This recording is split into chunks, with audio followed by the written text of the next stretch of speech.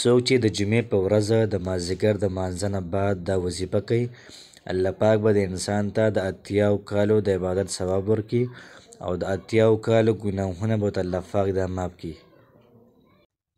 بسم الله الرحمن الرحیم. السلام علیکم ورحمت الله وبرکاته. امید در بکوم چې تاسو ټول به ټیک ټاک کې، الله پاک هم خوشحاله ساته. الله پاک دې موږ او تاسو د چا محتاجه کوي نه، الله پاک دې صرف موږ او تاسو د خپل در دا محتاجه ساتي.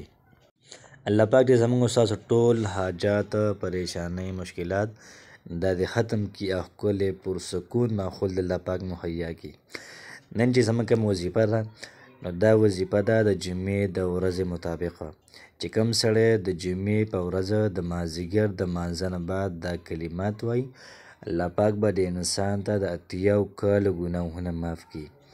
نو 80 کاله په خوله باندې یادېږي، خو چې کله ریل کې 80 کاله زندګي څوک دا تېروي بیا ډېره زیاته ګرانه ده. بیا اندازه ولګوه چې یو سړی باندې د 80 کالو جیل وخېږي نو څومره غټه زندګي ده. نو دغه رنګ یو سړی چې د جمعې په مازدیګر باندې دا وظیفه کوي، الله پاک به د 80 کالو ګناهونه معاف کړي او دغه رنګ یې د 80 کالو د عبادت ثواب به ورته الله پاک ورکړي. نو ډېره زیاته بهترین درود شریف دی. دا درود شریف چې کوم سړی وایي نو الله پاک به د انسان ته دغه ثوابونه دا ورکوي.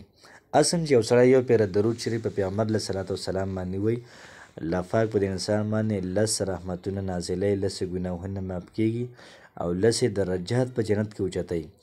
نو ډېر زیاته بهترین درود شریف دی. فرمایي چې کوم سړی په پیغمبر علیه صلات وسلام باندې درود شریف وایي نو دا فرشتې ګرځي پر ځمکه کې او دغه درود شریف پیغمبر علیه صلات وسلام ته وړي. هلته پیغمبر علیه صلات وسلام ته فرمایي چې پلانکی د پلانکي زوی په تا باندې دومره پیرې درود شریف ویلي. نو کوشش کوو چې موږ په پیغمبر علیه صلات وسلام باندې ډېر زیات درود شریف وایو او خاص کر دا درود خامخا وایو د جمعې په ورځ، ځکه چې ثوابونه ډېر زیات دي. نو راځئ چې زه د وظیفې طرف ته نن چې کومه زموږ وظیفه ده نو د دې وظیفې راوي او د دې حدیث راوي حضرت ابو هریره رضی الله تعالی عنه دی. فرمایي ابو هریره رضی الله تعالی عنه چې پیغمبر علیه صلات وسلام فرمایلی دي چې کوم یو سړی د جمعې په ورځ د مازدیګر د مانځه نه بعد په خپل ځای باندې کښېني او دا درود شریف ما باندې 80 پیرې وایي، الله پاک به انسان ته د 80 کالو ګناهونه معاف کړي او د 80 کالو عبادت په الله پاک د انسان ته عملنامه کې ولیکي. نو درود شریف داسې دی: اللهم صل علی محمد النبي الأمي وعلى آله وسلم تسلیما. اللهم صل علی محمد النبي الأمي وعلى آله وسلم تسلیما.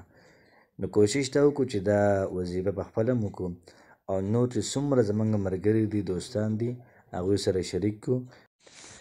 دغه دوستان او دغه یاران موږ هم په دې ثوابونو کې د ځان سره شریک کړو. الله پاک هم خوشحاله او آباد ساته. السلام علیکم ورحمت الله وبرکاته.